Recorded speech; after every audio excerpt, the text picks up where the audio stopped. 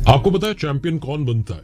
Champion वो बनता है जो बार बार हारने के बावजूद एक बार फिर से प्रयास करता है और वही प्रयास उसे चैंपियन बना देता है, विनर बना देता है। मनु भाकर की कहानी कुछ ऐसी है जिनके बारे में दुनिया कह रही है छोरी धाकड़ है, ये मनु भाकर है। पेरिस ओलंपिक्स में इतिहास बना दिया है। मनु भाकर वो एथलीट बन गई हैं जो आजादी के बाद पहली एथलीट है जिन्होंने कि एक ही ओलंपिक में 2 मेडल जीते।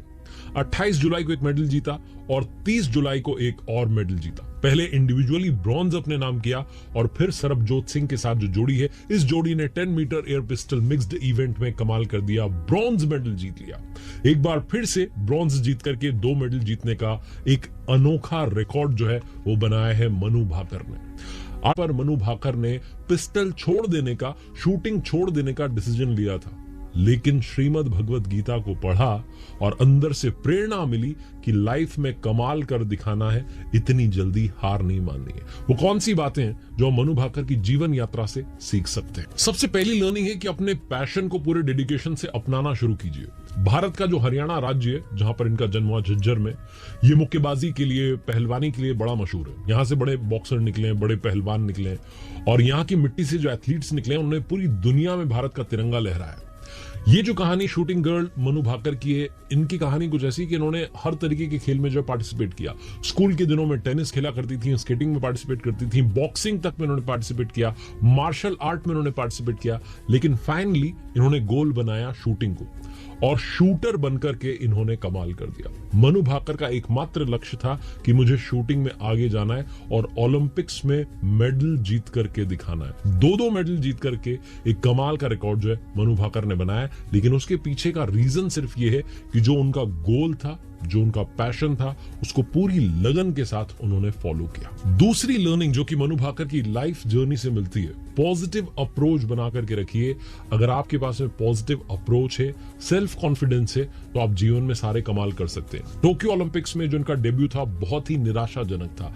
कहते हैं कि 3 कॉम्पिटिशंस में इन्होंने पार्टिसिपेट किया और उसके बाद जब कोई सक्सेस नहीं मिली, घर आ गई, तो इनका कॉन्फिडेंस डाउन हो गया। इनके खेल के फ्यूचर को लेकर के बहुत सारे सवाल उठने लगे और इनको लगा कि मैं पता नहीं ये खेल अब मैं आगे कुछ कर भी पाऊंगी कि नहीं। मुझे लग रहा था कि मैं पिस्टल छोड़ देती हूँ। ऐसा कहती है मनु कि मुझे लगा कि मैं पिस्टल छोड़ देती हूँ, शूटिंग छोड़ देती हूँ, आगे जो है कुछ और करूंगी। लेकिन तब इन्होंने श्रीमद् भगवत गीता से प्रेरणा ली। जब ये श्रीमद् भगवत गीता पढ़ती थी तो इन्होंने आत्मविश्वास को बनाए रखा और इन्होंने सीखा कि कठिन समय में अगर आप पॉजिटिव अप्रोच से आगे बढ़ते हैं, आत्मविश्वास बनाए रखते हैं, तो आपकी मेंटल पीस, जो मेंटल पावर है, वो भी बढ़ेगी, आपको मानसिक शांति मिलेगी, मानसिक शक्ति मिलेगी और आप बड़ी बड़ी चुनौतियों का सामना कर पाएंगे। तो मनु भाकर कहती हैं कि श्रीमद् भगवत गीता ने उन्हें लाइफ में इंस्पायर किया और आगे बढ़ने की प्रेरणा दी।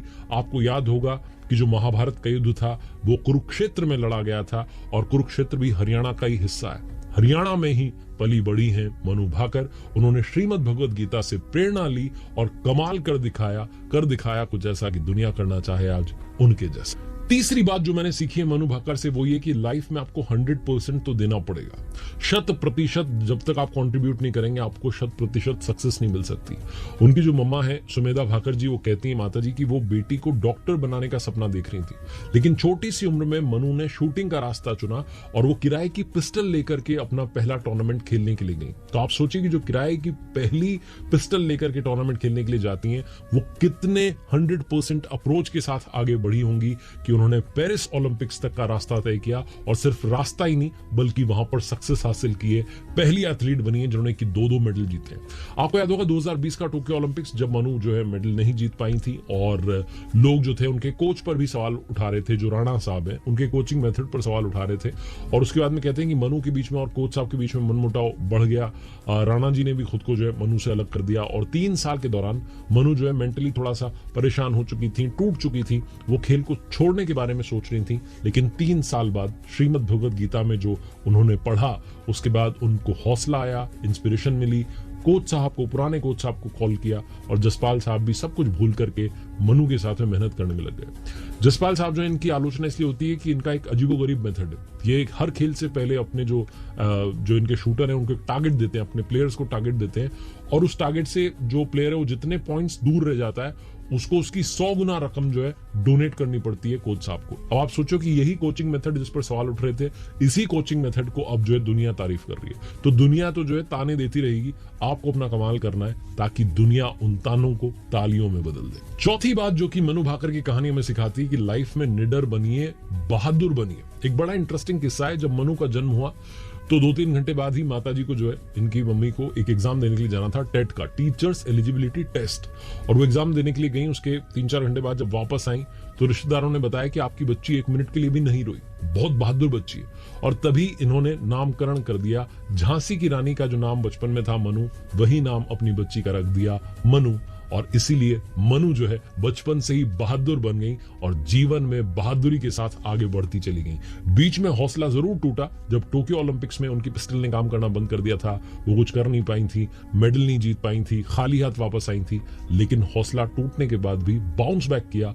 उन्होंने अपने शास्त्रों का सहारा लिया, शास्त्रों को पढ़ना शुरू किया और श्रीमद् भगवत गीता ने उन्हें युद्ध लड़ने की प्रेरणा दी, जीवन के युद्ध को लड़ने की प्रेरणा दी कि कैसे आपको सारे संकटों को पार करना है और जीत के दिखाना है। वो प्रयास जो मैं शुरू में आपसे कह रहा था कि विनर वो बनते हैं जो एक बार फिर से प्रयास करते हैं, वो प्रयास करके दिखाया मनु भाकर ने, बहादुरी का रास्ता जो। 5वीं लर्निंग जो कि मनु भाकर की कहानी में सिखाती है, ड्रीम्स देखते रहिए, सपने देखिए और उन्हें पूरा करने की ताकत लेकर के आइए।